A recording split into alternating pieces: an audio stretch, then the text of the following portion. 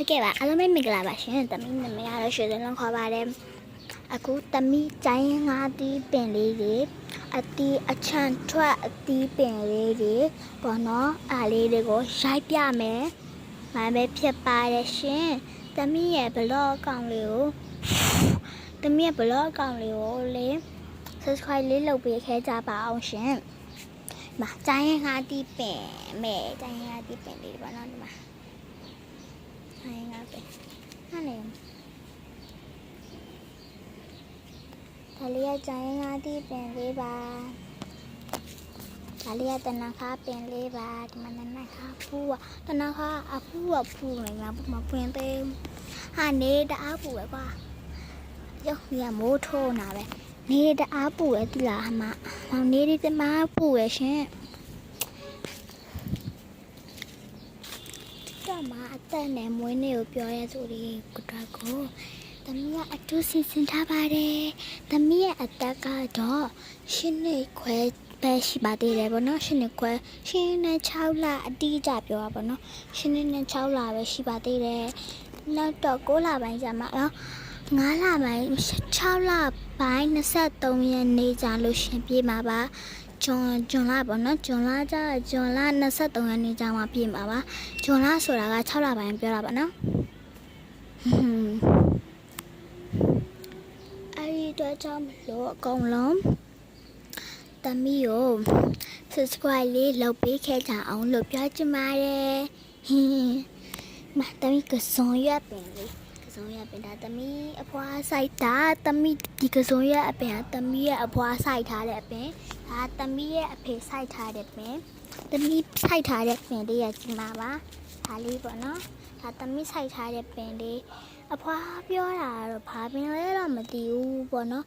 ဒါကတော့ဘာပင်လဲတော့မသိဘူးတဲ့ဒါကတော့မြက်ပင်လေးဘယ်ကပေါက်လာလဲတော့မသိဘူးဒါတတိပါရွက်လာနနတီးပင်ဒါကနနတီးပင်နနတီးဒါကကြတော့ကြာရေကန်ထဲမှာပေါက်တဲ့ဟာပေါ့နော်ဒါရေကန်ထဲမှာကုန်းပေါ်မှာပေါက်တာဒါထိုင်းဆောင်ဒါလေးထိုင်းဆောင်ပါရှင်ဒါလေးထိုင်းဒီပင်ရအမိုးအောင်နေလို့ပေါ့နော်အမိုးလာမအောင်လို့ရှင်တွားပြီးတစ်ချောက်ပူပါတမျိုးအိမ်မှာအပင်နဲ့စိုက်တာများရလေတေဝါတဲ့အပင်ကတရားမှတပင်မှမရှိသေးဘူးခိုးခံရတဲ့အပင်ပဲရှိတယ်တမယာသီးပင်နဲ့ခိုးခံလိုက်ကတခွေးကြီးညပါဒီပါဒါလေးကြတော့နေတအားပူလုံးလို့အပင်နေတော့မပွင့်တော့မိုးရတီလုံးဝဆက်တောက်ပွင့်တော့မပြောလုံးစုလုံးပူလုံးပြအောင်မဒီမှာကြည့်ရမ်းလာတယ်အရမ်းလှတယ်ပေါ့နော်ဒါလေးကအရမ်းလှတဲ့အပင်လေးကအရမ်းလှတယ်ပေါ့နော်ဒါမှဒီဟာဘာပင်လဲတော့မတည်သေးဘူးအဖွားကိုပြောကြည့်ရအောင်အဖွားကိုမေးကြည့်ရအောင်ပါဒါအဖွားဆိုင်ထားတဲ့ကစုံယိုနီဒါလေးကကစုံယိုနီပေါ့နော်ဒီဟာလေးကကစုံယိုနီလေးပါရှင်ဒါလေးကကစုံယိုနီအဲ့ဒါလေးကစုံယိုနီအဲ့နော်ဒါလေးအဲ့ဒါလေးကစုံယိုနီပါသမီးကအားမရှိတော့လို့ပါဝါပါကြီးနဲ့လိုက်တော့မလားမိရတော့ပြတ်တယ်ဒီလားခုနကတော့အရာငုံလေးနဲ့အေးနာပဲခဏမှဟောတာတန်ထားလေအမျိုးရဲ့အိမ်နောက်ပေးလိုက်ပြမယ်အိမ်နောက်ပေးပစ္စည်းရလေးတွေပါနော်အိုးလေးခွက်တယ်ပြလုံးနေငါအိုးတွေတောင်းဒီခွက်တွေတော့မြင်းချက်ထက်နေရလေးပေါ့နော်မြင်းမလာဆွန်တာလေးနဲ့ချက်ပါတယ်နေပူတာပူပါဘာဟေးဖကန်စေးတဲ့နေရာဒီမှာလေးဟောပေါ့နော်ဒါသမီးရေချိုးရေးတိုက်တဲ့နေဒါသမီးတစ်ပတ်မိုင်းအောင်ကြီးသမီးတစ်ပတ်ဒါလေးကအတော်ကြီးအဖွားတွေဖိုးတွေထမင်းအဖွားတွေဖိုးရထမင်းအဖွားကတော့ဆုံးသွားကြပြီပေါ့နော်သမီးရဲ့အဖိုးကတော့ဆုံးသွားတာကြာပြီဒါပေမဲ့သမီးရဲ့မှာအဖွားတစ်ယောက်ပဲရှိရတယ်ပေါ့နော်မှာရှင်မကွေးကြီးပင်လေးတိလေးတွေဒီလားမြင်လားမသိဘူးတိလေးတွေကွေးကြီးပင်လေးလားတိလေးတွေအဖူးလေးတွေကဖူးနေပြီဒါပေမဲ့တိလေးတွေရှိတယ်မှာတိလေးအမြင်လားမန်မအမန်တော့ထိတ်မှာ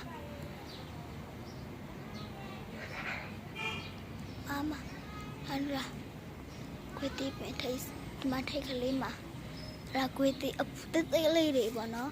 ဒါလေးကကြတော့ကွေးတီးပင်ဟိုပါလေးအားမနဲ့ကာထားဟဲ့ဒီမှာအဲ့ဒါကွေးတီးပင်လက်ကမငြိမ်ဘူးဖြစ်နေလက်ကတုံကြီးတုံဖြစ်နေဒါလေးကရှောက်နေရှောက်တီးပင်လေးပါနော်ဒါလေးဟောဒီဟာလေးကရှောက်တီးပင်လေးပါရှောက်တီးပင်အော်အမေကမှဆိုလို့ဆိုပြီးတော့ခုနကတော့ဟိုကပြထားလိုက်တာအနည်းကြပြထားလိုက်တာဒီမှာပြတ်လားအားလေးမြင်လားမလေးရှောက်တီးပင်ဟာရှောက်တီးမရှောက်တီးဒါလေးကရှောက်တီးမအဆူဝင်နဲ့မအဆူတော့လားအဆူတော့ဒီပဲမြင်လားမသိဘူးလာအဆူရှောက်တီးပင်မအဆူပါတမ်းမြလေးပင်နဲ့အဆူပါတာပဲဒီဘက်ကြားထဲမှာတမီးဆိုင်ထားတဲ့အပင်လေးပေါ့နော်ဒါလေးကတမီးဆိုင်ထားတဲ့အပင်လားဒီဟာကြတော့တနခါပင်တမီးတနခါပင်ဒါကြဟင်းငါတီးပင်နာမပြောပွိုင်နော်တာနေဟဲ့ဒီမှာတမီးကနာပြီးပါလေစီစားမယ်ဟာဒီအရင်မိုက်တယ်ဒီလားတကွာကိုတုတ်ထားဒါအဲ့ဒါကိုပါတကိုတုတ်ထားချန်ထွက်အသီးလေးတွေလေဟိုတနေ့တော့အသီးကြီးတွေဖြစ်တယ်ဆိုပြီးထူထားလိုက်တာဒီမှာဒီပင်ရောဒါလည်းဈေးရောက်ဝယ်လာတာပေါ့ဒီဟာကျတော့သမီးတို့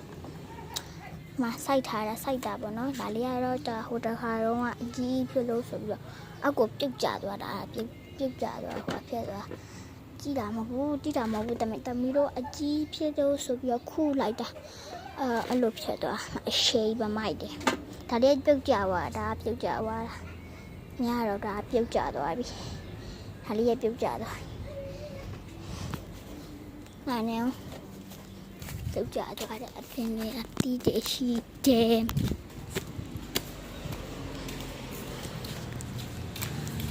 အန်စပစ်ဟောဒီမှာတရပင်ဟောဒီမှာနစ်ပင်ဟောဒီမှာစပလင်ပင်ဟောဒီမှာတနခါစကူပန်ပင်ဒါကတန်းနာကဝါမကြီးပင်ဒါလေးကမကြီးပင်ဒါလေးကပန်းပင်ဒီကပန်းပင်အားလောက်စလမ်တူကြည့်လောက်မှာဒီတဲ့ညစီရဲ့ပေါ်ဝါပဲဒီပါအောင်ရှင်အားရဒီစီပင်လေးပေါ့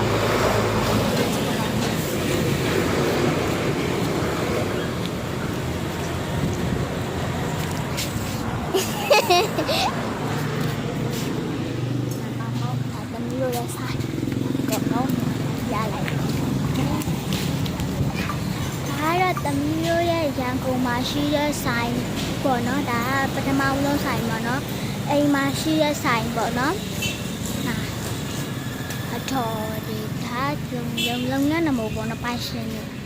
ဒီမှာလမ်းမကြီးသမီးတို့ရဲ့လမ်းမရန်ကုန်လမ်းမကြီးတော်တော်ရှိတယ်နေလည်းတရားပူပါအားကြည့်တာသမီးတို့ရဲ့ဆိုင်မှာအလုံးကိုတက်တာပါသမီးကောင်လုံးဟောဗျာကဲအလုံးမတက်တာပါသမီးကောင်လုံးကိုလိုက်ပြပြီးပါပြီဆိုတော့ကောင်လုံးလဲစိတ်ကျင်နေမယ်လို့ထင်ပါတယ်